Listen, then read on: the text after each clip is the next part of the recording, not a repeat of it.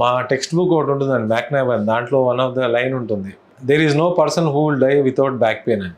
So everybody will have back pain. ఎందుకంటే మన posture itself, మనం స్ట్రైట్గా నుంచున్నామంటే మనం బోన్స్ కాదు ఆపేది, మన రకరకాల కండరాలు మనని ఇట్లా నుంచోబెడుతున్నాయి వెనక్కి. అంటే మనం స్ట్రైట్గా నుంచో వెనకాల కండరాలు అన్నీ ఒక పొజిషన్లో మనని they are holding us.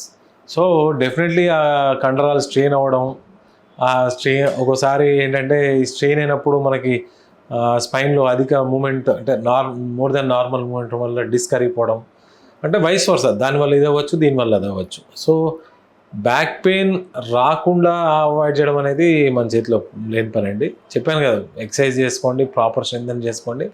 But I will tell you, there is no person without back pain. అంటే మేబీ ఇగ్నోరబుల్ ఉంటే ఏమో చాలా మటుకు 90% చాలా మన దగ్గర రారు కదా, అందరు పేషెంట్లు రారు కదా. కానీ ఏదో ఒక రోజు అబ్బా ఒక నడు నొప్పిరా అని అనకుండా అయితే ఎవడు ఉండడు నాకు తెలిసి. మీరు తీసుకునే అదే మందులు, అదే నాణ్యమైన మందులు మెడ్ ప్లస్ బ్రాండ్స్ పై సగం ధరకే.